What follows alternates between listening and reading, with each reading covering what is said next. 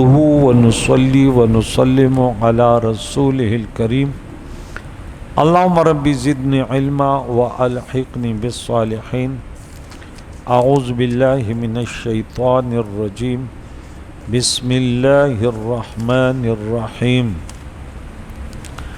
حضرات محترم و مکرم، ہم نے سورہ بنی اسرائیل کی ترجمہ جو ہے وہ تقریباً 90 آیتوں تک ہو گیا ہے، بلکہ 91 نمبر آیت تک ہو گیا، لیکن اس کی تشریح تھوڑی سی باقی تھی۔ آئے اس میں تھوڑی سی سماعت کر لیتے ہیں کہ اللہ کریم نے یہاں فرمایا کہ وَلَئِن شِئْنَا، کل پرسب روح کے بارے میں، کل بھی روح کیا چیز ہے اس کے متعلق گفتگو ہوئی تفصیلاً۔ پھر کل کا جو درس تھا کہ اللہ نے اپنے پیارے نبی ہمارے آقا مولا کو روح کے متعلق علم دیا یا نہیں۔ میں نے کہا ہم کون ہوتے، ہم کہتے ہیں دیا نہیں، ہم کمزور ہیں، لیکن جو علماء سورج کی طرح چمکنے والے میں نے ان کے حوالے دیے۔ علامہ فخر الدین رازی ہے، علامہ آلوسی ہے، علامہ غزالی ہے، علامہ بدر الدین عینی ہے، علامہ ابن حجر اسقلانی ہے، علامہ شیخ عبد المحق دہلوی ہیں۔ یہ وہ علماء کے عرب اور عجم سب اس کو مسلم ہیں۔ اب ایک کنویں کا مینڈک، بعض لوگ اس پر بھی ناراض، بولے یہ لفظ نہیں بولے۔ میں نے بولے یار میں آپ لوگ کو تھوڑی بولتا ہوں یار۔ کنویں کے مینڈک ایسے ہوتے ہیں کہ انہیں کچھ پتہ نہیں ہوتا، لیکن یعنی یوں سمجھے کہ وہ سورج کے طرف تھوکتے رہتے ہیں کہ بھائی ایک ایسا عالم جس کو مشرق تا مغرب، شمال تا جنوب سب نے مانا کہ یہ بھائی وقت کا محقق ہے۔ اب ایک شخص ایسا ہے اس کو ترجمہ تک نہیں آتا اور وہ کہتا ہے کہ نہیں یہ غلط ہے، یہ غلط ہے۔ ارے بھائی آپ کیسی باتیں کر رہے ہیں یار، ہاں؟ جن کو اللہ نے اتنی توفیق دی، آپ ان کے سامنے اپنا کلمہ بھی نہیں دہرا سکتے۔ وہ اتنے بڑے بڑے علماء گزرے، کوئی آسان کام تھوڑی ہے۔ تو یہاں دیکھیں ہم نے اس کے متعلق گفتگو کی۔ اب وَلَئِن شِئْنَا لَنَذْهَبَنَّ بِالَّذِي أَوْحَيْنَا إِلَيْكَ، اور اگر ہم چاہیں تو ضرور اس تمام وحی کو لے جائیں، سلب کر لیں جو ہم نے آپ کے طرف کی ہے۔ ثم لا تجد لك بی علینا وکیلا، پھر ہمارے مقابلے میں آپ کو کوئی حمایتی نہیں مل سکا۔ اب یہاں پہ اللہ کریم نے فرمایا کہ اس سے پہلے اللہ کریم نے فرمایا کہ ہم نے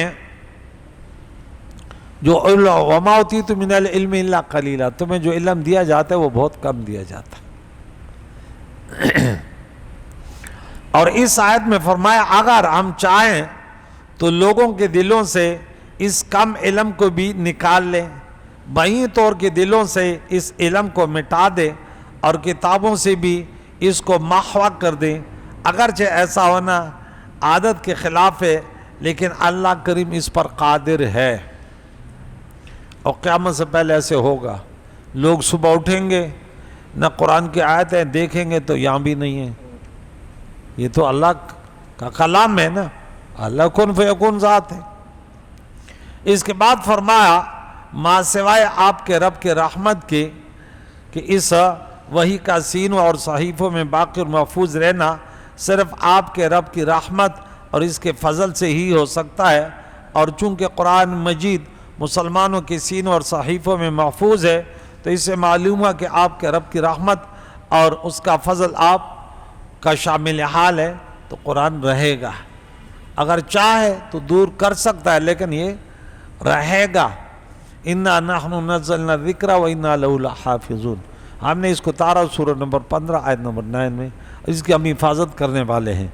یہاں زیاد بن لبید رضی اللہ بیان کرتے ہیں کہ پیارے آقا دو جان نے چند اشیاء کا ذکر کیا اور فرمایا یہ اس وقت ہوگا جب علم چلا جائے گا۔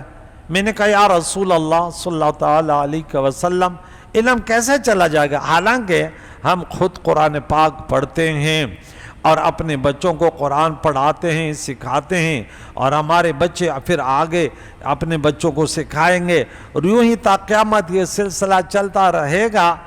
تو آپ نے فرمایا زیاد تمہاری ماں تم پر روئے، میرا خیال تھا کہ تم مدینے میں سب سے زیادہ سمجھدار انسان ہو، کیا یہود و نصارہ توریت اور انجیل کو نہیں پڑھتے؟ وہ توریت اور انجیل پر لکھے ہوئے کہ موافق بالکل عمل نہیں کرتے تھے، تو یہ اس کا معنی ہے کہ ختم ہو گیا۔ پھر آگے فرمایا، یہ تو ابن ماجہ کی حدیث تھی 4048 نمبر پہ، دوسری کتابوں میں لکھے سیاست تک کا حوالہ دیا۔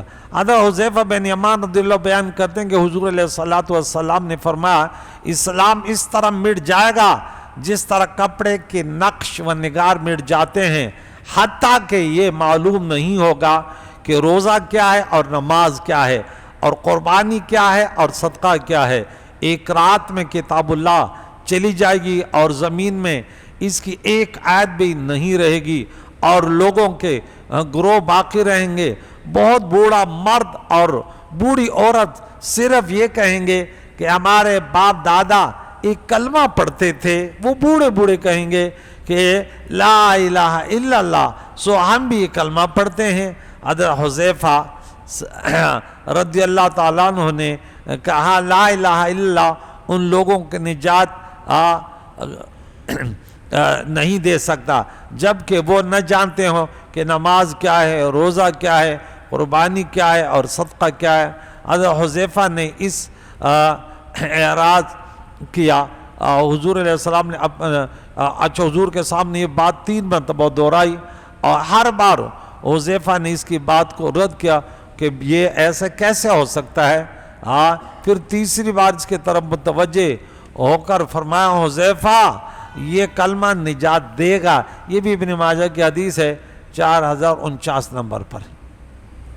تو یہ قرآن پاک ایک دن آنے والا ہے کہ سبھی سے یعنی دنیا میں رہے گا بھی، لیکن جیسے غیروں کی سازش ہے کہ قرآن پاک کو بہت سارے لوگ ہم درس دیتے ہیں، بہت سارے لوگ کہتے ہیں آپ بھائی ایسے درس نہ دیں۔ میں ایک اور جگہ درس دیتا تھا تو وہ کچھ گورنمنٹ کے لوگ آئے کہ ان کو بولا کہ یہ تو کم از کم بیان نہ کریں، تو میں نے بولا کیا ان آیتوں کو چھوڑ دوں؟ میں نے بولا بھائی میں ایسے نہیں کر سکتا، ایسے یعنی حکومت تو ہماری خوفزدہ ہے کہ کچھ ایسے قرآن پاک کے احکام ہے، بولا نہیں ہے۔ ارے بھائی جب تک ہماری سانس سے چل رہے ہمارا آزاد ملک ہے، ہم بیان کیوں نہیں کر سکتے؟ بھائی حوالہ نہ ہو تو وہ الگ بات ہے، لیکن جب حوالہ ہوگا تو ہم بیان کریں گے۔ اب سوشل میڈیا پہ آنے والے تو نوکریوں کی خوفزدہ ہوتے ہیں، یعنی وہ تھوڑی سی تعویل کرتے ہیں۔ میں ایک مثال دے دوں، سورہ نمبر 2 پار نمبر 3 آیت نمبر 256 نمبر آیت میں لا اکراہ فی الدین، تو میں نے خود سنا وہ ایک شخص کہتا ہے کہ دیکھیں دین میں کوئی زبردستی نہیں، حالانکہ اس کا معنی ہمیں آتا ہے کہ بھئی مسلمانوں کی حکومت ایک جگہ ہے، ایک کافر کلمہ نہیں پڑھتا، جبران کلمہ نہ پڑھا ہے، رہے آپ کے انڈر میں رہے، آپ کی حکومت میں رہے، لیکن جبران اس کو کلمہ نہ پڑھے، کیونکہ کلمہ تو وہ قبول ہے جو تصدیق قلب جو ہے نا، اقرار زبان سے پڑھنے سے تو کوئی فائدہ نہیں ہے، اور دل پر کسی کی حکومت ہو ہی نہیں سکتی۔ منافقوں نے پڑھ لیا تو کیا فائدہ ہوا؟ فائدہ ہوا نہیں ہوا نا۔ تو اس لیے وہ معنی، لیکن اس کا یہ معنی کہ جہاد اقدامی نہیں، یہ بالکل باطل ہے۔ وہ اسے یہ معنی لیتا ہے کہ مسلمان کسی ملک میں جا کر کسی کو کہ کلمے پڑھو، ہمارے اس میں آ جاؤ ورنہ ہم تم سے جہاد کریں گے۔ یہ بھائی یہ حضور کی سنت ہے، صحابہ کی سنت ہے، کیسی بات کر رہے ہیں؟ جس کو جہاد اقدامی کہتے ہیں، وہ کہتے ہیں یعنی اب وہ ہے کہ اس کا ذکر نہ کریں، دفاع تو کریں، اقدام۔ غیر مسلم تو اقدام کر رہے ہیں، غیر مسلم کہاں کہاں جا کے حملے کرتے ہیں، بھئی ان کا بھی ایک موقف ہوگا، کیوں کر رہے ہو؟ افغانستان پر حملہ ہو رہا ہے، کیا ایران پر ہو رہا ہے، عراق پر ہو رہا ہے، یمن پر ہو رہا ہے، کتنے حملے ہو رہے ہیں؟ بھئی آپ کا بھی یہ مدعا ہوگا نا، ہمارا بھی یہ مدعا ہے۔ ہمارا موقف کیا کہ لوگ جہنم سے بچے، اللہ کی ناراضگی سے بچے، دنیا میں بھی امن سے رہے، آخرت بھی۔ امن کس میں؟ جب اللہ کو واحد لا شریک مان لے، بس دنیا میں بھی امن سے رہیں گے اور آخرت میں۔ اس میں کون سا نقصان ہے؟ شریعت مطہرہ دین اسلام میں ظلم نہیں، یاد رکھیں، امن ہے، محبت ہے. آگے چلتے ہیں کہ اس آگے والی آیت میں کریم مولا نے فرمایا اس قرآن مجید فرقان حمید کے متعلق کہ اس قرآن پاک کے مقابل جو ہے نا کوئی دوسرے قرآن پاک کو اگر آپ لوگ کہتے ہیں کہ یہ غلط ہے تو اس کے مقابلے میں تم ایک قرآن پاک پیش کرو. اسی طرح سورت پیش کرو کہ قُلْ إِنِ اجْتَمَعَتِ الْإِنسُ وَالْجِنُّ عَلَىٰ أَن، کہ آپ کہتے ہیں کہ انسان اور جنات اس بات پر متفق ہو جائیں کہ اس قرآن کے مانند کوئی کتاب بنا لیں. لَا يَأْتُونَ بِمِثْلِهِ وَلَوْ كَانَ بَعْضُهُمْ لِبَعْضٍ ظَهِيرًا، اگرچہ ایک دوسرے کے مدد کر کے اس قرآن کے مثل لائے تو یہ نہیں لا سکتے. یہ آیت نمبر 88 نمبر ہے، سورہ نمبر 17 یاد رکھیں. یہاں پہ اہل مکہ یا مکہ کہتے تھے کہ یہ قرآن کریم جو ہے اللہ کا کلام نہیں ہے بلکہ سیدنا محمد صلی اللہ علیہ وسلم نے بنا لیا. اب اللہ کو ماننے والے تھے لیکن خرافات شیطان نے اتنے کر دیے کہ اللہ تعالیٰ کے ذات و صفات نے انہوں نے من گھڑت خیالات بنا لیے. صرف نام اللہ کے لیتے تھے اور عقیدہ کچھ اور رکھتے تھے. اب سنیں، نام اللہ کا لیتے تھے، نام کہتے تھے ہم ابراہیمی ہیں یفعل الشر ویتوق الخیر. یہ لوگ کس قدر اگر علماء نہ ہو تو پھر نماز نہیں رہے گی. جیسے ہم دیکھتے ہیں نا کہ شادیاں برباد ہو گئی ہیں اب اس وقت، بدعات ہیں، خرافات ہیں. بعض مولوی اس چکر میں کہ نکاح نام وہ قاضی بناؤ، لفافہ ملے گا اور وہاں جا کے شادی حال میں اچھی بریانی ملے گی، لیکن وہ سم و مکمن ہے. بھئی یہ حرام ہے، یہ ولیمہ حرام ہے جو تو دیکھ رہا ہے، یہ رسول اللہ کی سنت تھوڑی ہے.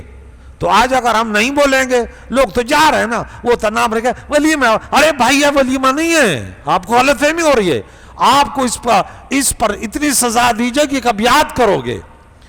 آپ رسول اللہ کی سنت پر کیا ہے؟ جنت ہے. ایک سنت پر 100 شہیدوں کا ثواب ہے. یہ سنت ہے، یہ ولیمہ ہی نہیں ہے. غلط خیال الف سے لے کر یا تک آپ کے طریقے غلط ہے. ولیمہ میں یہ نہیں ہوتا کہ جا کے لفافے دے، ولیمہ میں یہ نہیں ہوتا کہ مرد عورتیں ایک ساتھ ہو، ولیمہ میں یہ نہیں ہوتا کہ سب بے نمازی. اس دن نمازی بھی بے نمازی ہو جاتے ہیں. ساتھ ایسے ہے یا نہیں ہے؟ وہ نماز پڑھنے والے بھی بے نمازی بن جاتے ہیں. وہ ہماری بیٹیاں بہنیں جو نمازی ہیں وہ بھی میک اپ کر کے مغرب سے لگی ہوتی ہیں. تو جب میک اپ کیا تو وضو کیسے کریں گی، نماز کیسے پڑھیں گی؟ ہم تو اس بات کو رو رہے ہیں کہ علماء جاگو بھائی، عوام تمہاری ساتھ ہے. آج ابھی دیکھیں ایک وقت آئے گا کہ لوگ عوام صحیح بولیں گے. جیسے یہ وقت مشکل تھا نا کہ حضور صحیح کہتے لوگ نہیں مانتے تھے، آج عوام کے اندر شعور ہے. میں اگر بیان کرتا ہوں تو لوگ مانتے کہ استاد جی صحیح کہہ رہا ہے. سوشل میڈیا پر کتنا وقت ہم بول رہے ہیں، کسی ایک نے نہیں بولا کہ آپ غلط بول رہے ہیں.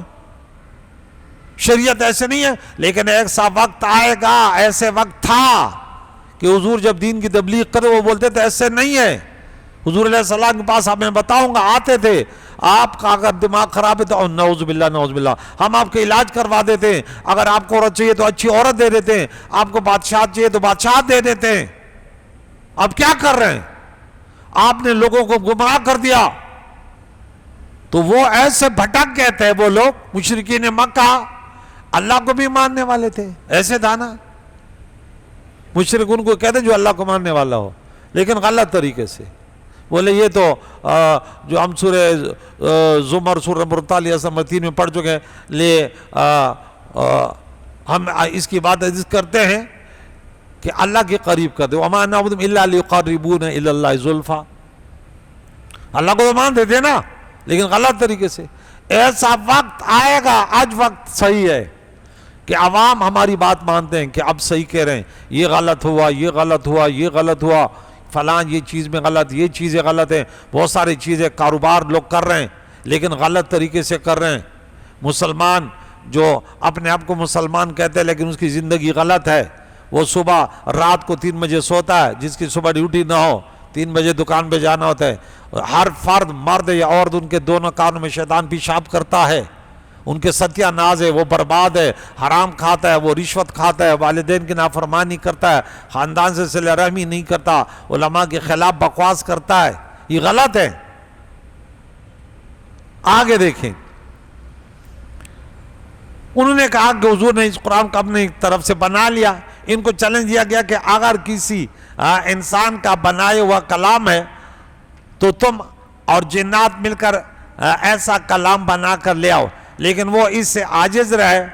پھر فرمایا چلو اس جیسی 10 صورتیں بنا کر لے آؤ. یہ سورہ ہود میں آیت نمبر 13 میں پڑھ چکے ہیں کہ اس جیسی 10 صورتیں بنا کے لے آؤ، بعشر سورم. اور پھر فرمایا چلو اس کی ایک آیت کی مثل بنا کر لے آؤ. یہ سورہ 27 پارے میں سورہ طور آیت نمبر 34 میں ہے.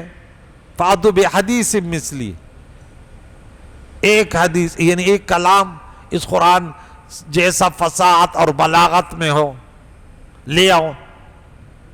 اور سورہ بقرہ میں آیت نمبر 23 میں وَإِن كُنتُمْ فِي رَيْبٍ مِّمَّا نَزَّلْنَا عَلَىٰ عَبْدِنَا فَأْتُوا بِسُورَةٍ مِّن مِّثْلِهِ، بِسُورَةٍ یعنی تنوین آیا کہ چھوٹی سی صورت، جیسے نَعْطَيْنَاكَ الْكَوْثَرَ یا سورہ عصر یا سورہ اخلاص، ایک چھوٹی صورت بنا کے اس کے بلاغت بساط میں سے لے کر آؤ.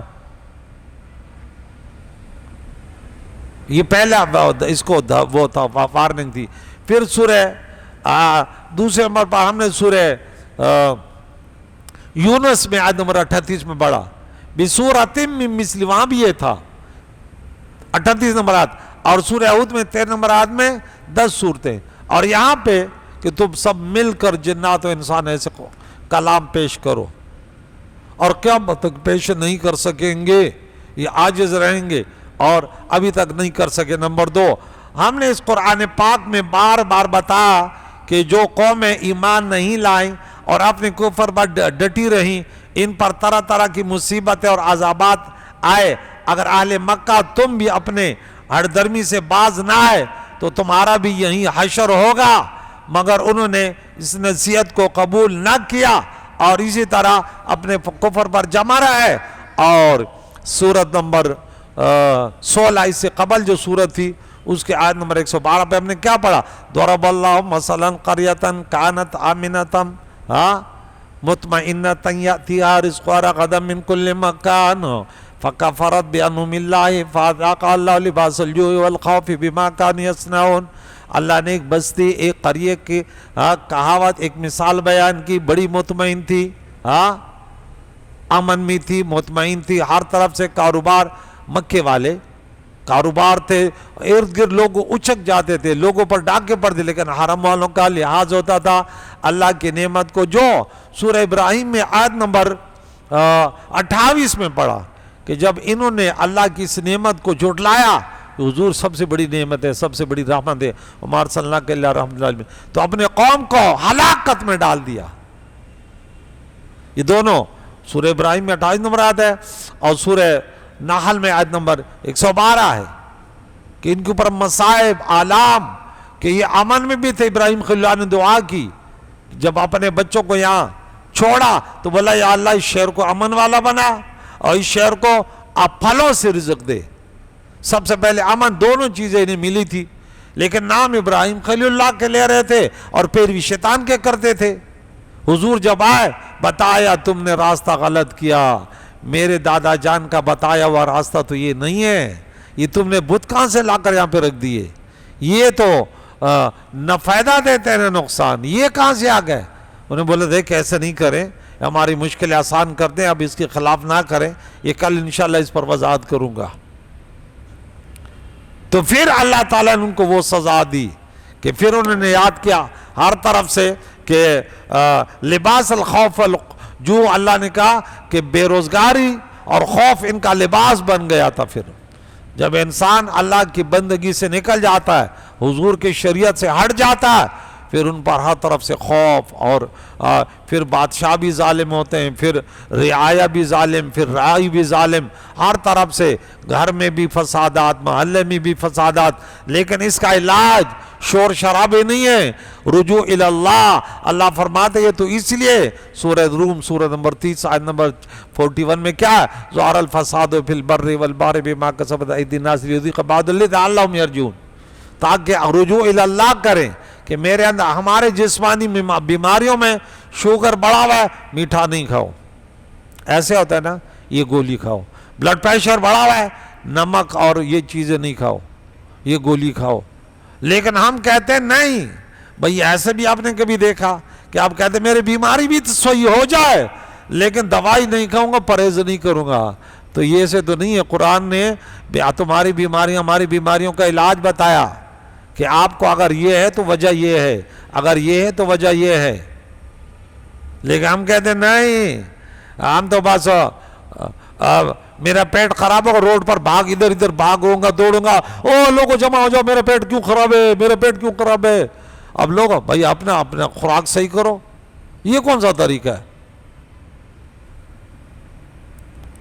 تو یہ تو دنیا کا عذاب ہے، آخرت میں اس سے بڑھ کر عذاب ہوگا۔ نمبر 3، اللہ تعالیٰ نے قرآن مجید میں بار بار توحید پر دلائل قائم کیے اور شرک کا رد کیا، نبوت پر، قیامت پر اور مر کر دوبارہ زندہ کیے جانے پر دلائل قائم کیے، اور اس سلسلے میں منکرین نبوت اور قیامت کے شبہات تھے، اور قیامت کے جو شبہات تھے ان کا رد بلیغ کیا، لیکن کفار نے ان دلائل سے کوئی فائدہ نہیں اٹھایا اور بدستور اپنے انکار اور عناد پر قائم رہے، اور اسی طرح شرک اور بدعت پرستی کرتے رہے۔ تو جب علاج نہیں کرو گے، پرہیز نہیں کرو گے، تو بیماری ساتھ بڑھتی رہے گی، اور پھر ایک دن آئے گا کہ انا للہ پڑھ کے لوگ تیرا جنازہ اٹھا کے لائے۔ موت تو اپنے وقت پر آتی ہے لیکن اسباب ہیں۔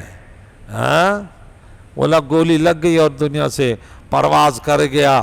پیارے آقا دو جہان کی نبوت کا انکار کرتے رہے، انہوں نے بہت معجزات دکھائے لیکن ان پر کوئی اثر نہیں ہوا، اور رزلٹ یہ رہا کہ نہ ادھر کے رہے نہ ادھر کے رہے، نہ خدا ہی ملا نہ وصال صنم۔ نہ دنیا رہے گی اور نہ آخرت رہے گا۔ کن کے لیے؟ بنی اسرائیل پوری دنیا پر جب فرعونیوں کے ظلم و ستم میں تھے، موسیٰ علیہ السلام کے پیچھے چلے، غلامی سے نکل گئے، ذلتوں سے نکل گئے، پوری دنیا پر فضیلت پائے، لیکن پھر وہاں جب سرکشی فرقواریت میں گھس گئے تو کریم مولا نے پھر ان کے دشمنوں پر بخت نصر و جالوت پر ایسے مسلط کیا کہ بنی اسرائیل صفحہ ہستی سے مٹ کر پھر دوبارہ غلامی کی طرف آئے، اور وہ دن انہوں نے دیکھے کہ پھر تاریخ اس پر گواہ ہے۔ ہم مسلمان، خصوصاً ہم علماء، ہمارا کام یہ ہے کہ ہم لوگوں کو ترغیبات اور ترہیبات عقائد پر گفتگو کرتے۔ ہمارا زیادہ تر سوشل میڈیا پر کام ہے یہ صحیح نہیں ہے، یہ صحیح نہیں ہے، یہ صحیح نہیں ہے، یہ صحیح نہیں ہے، اور وہ لوگ ہم پر حکمران بن گئے جن کو کلمہ طیبہ کا ترجمہ تک نہیں آتا۔ عوام انہوں نے اپنے طرف انہوں نے ایسے باتیں کر لی، ہم سکول بنا لیں گے، ہم نوکریاں دے دیں گے، ہم یہ کر دیں گے۔ عوام تو عوام ہے، اور ہم نے لوگوں کو مطمئن نہیں کیا۔ آج میں انتخابات کے لیے کھڑا ہوتا ہوں، لوگ بولے گے ہم نے اتنا بھی لوگوں کو نہیں سمجھا کہ انتخابات اور یہ سیاست کیا ہے۔ لوگوں کے نظروں میں سیاست فرعونیت ہے، وہ جھوٹ ہے، وہ مکاری ہے، حالانکہ ایسے نہیں ہے۔ سیاست، پیارے آقا دو جان کے بعد مسلمانوں کے سب سے بڑے بادشاہ کون تھے؟ خلیفہ کون تھے؟ صدیق اکبر تھے، اس سے بڑا کوئی عالم تھا؟ عمر فاروق تھے، عثمان بن عفان تھے، حضرت علی تھے رضی اللہ تعالیٰ عنہ۔ لیکن پھر حالات چلتے رہے، ملا کی دوڑ مسجد تک، وہ مسجد میں مدرسے میں بند ہو گیا، اور دنیا کا نظام چلانے کے لیے وہ لوگ ان لوگوں کی سپرد کر دیا گیا جو پیسے کے سامنے جھکنے والے، اٹھنے والے، جہاں سے وہ کہتے ہیں پیسہ دیکھ تماشا دیکھ، پیسہ پھینک تماشا دیکھ۔ پھر مسلمانوں کا خون تو بکے گا لیکن ذمہ وار میں ہوں، اور اے مولانا صاحب آپ ہیں۔ ہم نے اس کے بارے میں کبھی سوچا کہ یہ کون کرے گا، یہ نظام کون سنبھالے گا؟ آئیے علماء کے اختلافات اپنے اپنی جگہ، پہلے اس پر متحد کر دو کہ آؤ لوگوں، تمہارا ہمارے ملک کا پیسہ، پاکستان جیسے طاقتور لوگ، مزدور کار لوگ، محنت کش لوگ، یہ کسی اس دنیا میں آپ نے نہیں دیکھے ہوں گے۔ نوجوانوں کی سوچیں لیکن چونکہ افسوس کی بات ہے کہ آج ان کو چوری کرنے پر، ڈکیتیوں پر مجبور کیا گیا. پاکستان کا پیسہ بڑے بڑے حکمران لے رہے ہیں، کوئی امریکہ میں گھر لے رہا ہے تو کوئی برطانیہ میں لے رہا ہے تو کوئی امارات میں لے رہا ہے کہ یہاں پہ سختی آئے گی ہم چھپکے سے جہاز میں بیٹھ کے بھاگ جائیں گے. پھر یہ جانے ہاں جو آیا کرسی کا وہ آ گیا، انہوں نے غیروں سے تعلقات بنائے، ایک نہ ایک دن تو پاکستان کی کرسی رہ جائے گی. انہوں نے پہلے سوچا کہ خزانے لوٹو، اور پھر جب مشکل گھڑی آئی، ارے اللہ فرماتا ہے میرے مقابلے میں کوئی پناہ نہیں دے سکتا. ہاں تم وہاں بھی جاؤ گے نا، ایک دن موت کی آئے گی اور میں حساب لوں گا. مسلمانوں کے ایک ایک پائی کا حساب دینا پڑے گا. حضرت عمر کی باتیں یاد کرو کہ وہ کہتے ہیں اگر میری بادشاہت میں اللہ میں بڑا کمزور ہو گیا، اگر ایک بکری ایک کتا بھی فرات کے دریا کے کنارے بھوک سے مرے گا تو اے عمر تو نے جواب دینا ہوگا. یہ تھے حکمران. آج وہ کہتے ہیں بے روزگاری سے مرے، خودکشی کرے، ڈاکے، کتنے مسلمانوں کو ڈاکو بنایا گیا کہ تم لوٹو، آدھا تیرا آدھا میرا. ہاں اللہ تعالیٰ سے دعا ہے قرآن پاک کی تعلیمات سے ہم سب کو بہرامن فرمائے. امن کی اس لیے سوچو کہ امن کیسے آئے گا، اسی طرف سوچو. باقی اعمال میں جو دعوت دیتا ہوں، اعمال صحیح کرو، ہر جگہ اپنے اپنے فرائض پورے کرو، انشاءاللہ امن دینے والی ذات اللہ کریم ہے. جو سورت نمبر 24 میں آیت نمبر 55 میں سورہ نور میں 18ویں پارے میں ذکر ہے، اللہ تعالیٰ اس کو پڑھ کر پھر عملی جامہ پہنانے کی توفیق عطا فرمائے. وصلی اللہ علیہ وسلم.